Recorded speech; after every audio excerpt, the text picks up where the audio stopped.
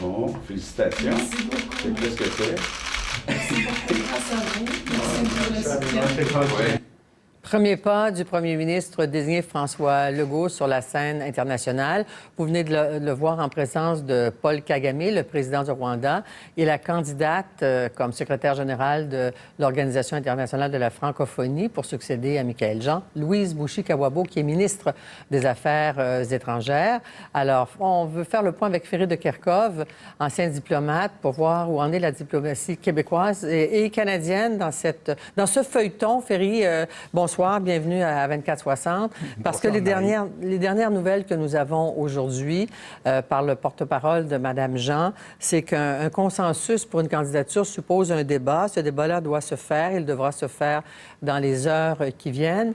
Mais vous venez d'entendre M. Legault féliciter Mme Bouchi-Kawabo avant même qu'il y ait ce débat. Qu'est-ce que vous comprenez de cette situation? Mais vous me pardonnerez pour une fois d'être un peu brutal, moi qui ne le suis jamais. Oh. Je vous dirais que je suis profondément choqué par l'inélégance de la façon dont le Premier ministre du Canada a géré cette affaire. En plus de ça, une incohérence en matière de politique étrangère et je dirais presque une méconnaissance des usages et des habitudes et de la façon de faire en francophonie, ça touche presque aux valeurs mêmes dont on parle en francophonie. Alors, je crois que c'est déjà un élément assez important, la façon dont ça a été fait, car on devrait, en principe, être en mesure de donner à la secrétaire générale ou le secrétaire général de la francophonie 2 mandats, comme ça s'est fait toujours dans le passé. Mais il y a aussi, si vous voulez, une dimension qui est aussi cette espèce de tentative de rejeter Mme Jean sous prétexte de certaines des écarts et inconstances que l'on lui reconnaît, mais qui a été dénoncée surtout par le Canada et par le Québec, notamment par le Journal de Montréal, pour des raisons qui parfois ont un sous-entendu politique.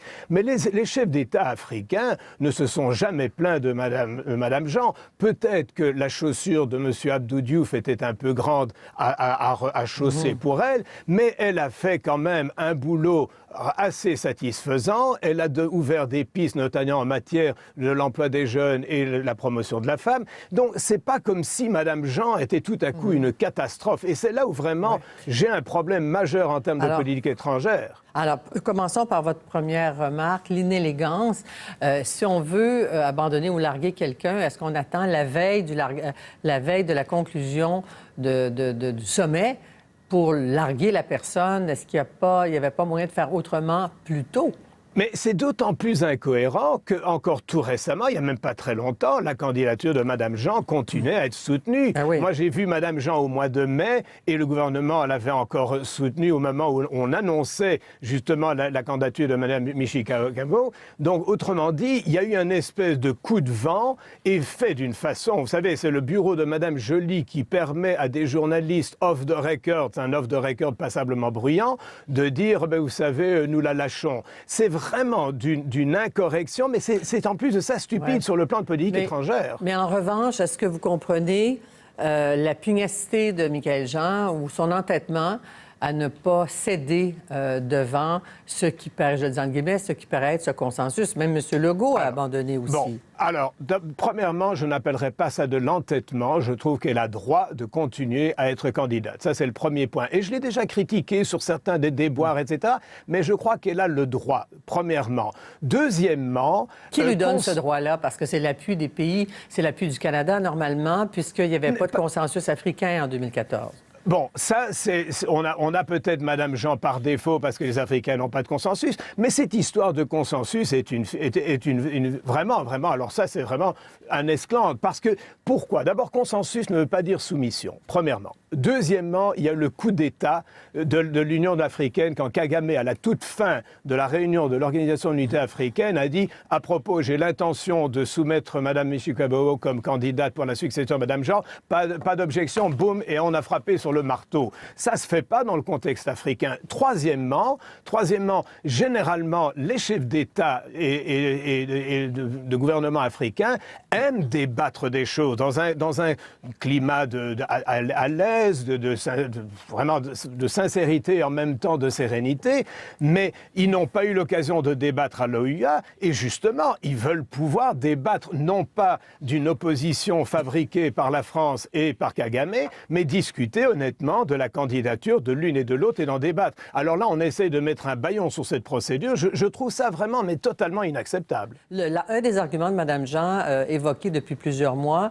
c'est le fait que le Rwanda est un pays autoritaire, pour d'autres une dictature. Il y aurait de la répression politique, assassinat et tout ça. Sauf que c'est une question que Mme Jean n'a jamais soulevée à l'égard des pays membres de la francophonie. Il y a plusieurs dictatures dans cette organisation-là. On ne leur donnerait pas, comme on dit ici en judéo-chrétien, l'absolution sans confession.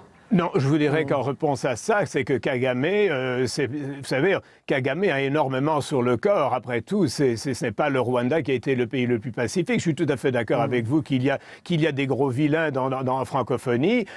Mais Mme Jean, finalement, s'est davantage occupée de questions économiques et jeunes et tout ça que de dénoncer différents pays. Et c'est là la différence. Et c'est là le problème. Mme Jean n'est pas Abdou Diouf. Abdou Diouf, quand il y avait un problème en Afrique, prenait le téléphone et avec l'aura et l'autorité qu'il avait réussi à atténuer les tensions. Mais ça n'a jamais, M. Diouf aussi, a dénoncé, mais vous savez, l'article 5 de la déclaration de Bamako qui permet justement de prendre des mesures concrètes, ça a été invoqué relativement rarement. Mais le vrai problème aussi de Kagame, c'est pas seulement que c'est un dictateur, c'est aussi qu'il a imposé l'anglais comme langue officielle, a renoncé au français.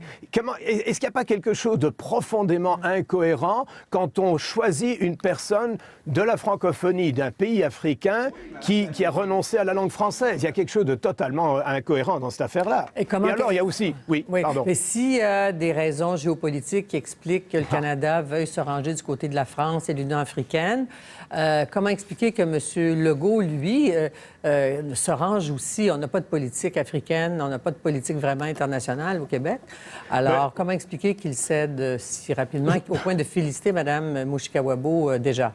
Oui, c'est assez amusant de sa part, mais qu'est-ce que vous voulez? Il rentre en scène, il n'a pas encore le dossier au complet, peut-être qu'il n'a pas beaucoup apprécié non plus, compte tenu de son passé, peut-être certaines orientations de Mme Jean, et ma foi, ça ne sert à rien de se mettre en butte contre le Premier ministre du Canada, qui lui-même vient de lâcher la prise. Je trouve que ce n'est pas de bonne guerre, ce n'est pas élégant, mais je ne lui reproche ça à lui beaucoup moins qu'on ne le reprocherait à M. Trudeau. Mais je veux en terminant, Ferry, parce que je vais vous laisser terminer votre idée, mais on dépasse le temps qui nous était donné. Je parlais d'entêtement, de pugnacité de Mme Jean. Reste que, en persistant son droit individuel à elle de vouloir rester en piste, est-ce que ça nuit pas au Canada? Est-ce qu'elle ne devrait pas faire passer l'intérêt du Canada, qui l'a très bien servi comme gouverneur général, et je vais faire tout de suite une correction, qui lui paie une pension imposable, dois-je dire, de 141 000 $ par année à vie? Est-ce qu'elle ne doit pas faire passer les intérêts du Canada avant les siens? Moi, je vous dirais que l'intérêt du Canada, ma chère Anne-Marie, c'est l'intérêt de la politique étrangère du Canada en francophonie, et c'est de ne pas donner son vote à quelqu'un d'un pays qui n'est pas du tout recommandable et dont la première ministre... Non, il y a vraiment quelque chose. Et il y a aussi l'affaire de M. Macron qui essaye de littéralement dicter la conduite, et les leaders africains ne sont pas contents de ça. Il n'y a pas de consensus. C'est une fiction, et je crois que vraiment, on a vraiment très mal engagé. Et moi, j'ai honte de cette francophonie-là, si c'est celle que j'ai servi dans le temps. Merci, Ferry de Kerkhove. Vous nous avez apporté un point de vue différent de ceux des différents points de vue qu'on a entendus depuis quelques jours, et c'est ce qu'on recherchait. Merci beaucoup. Toujours un plaisir. Merci, au revoir.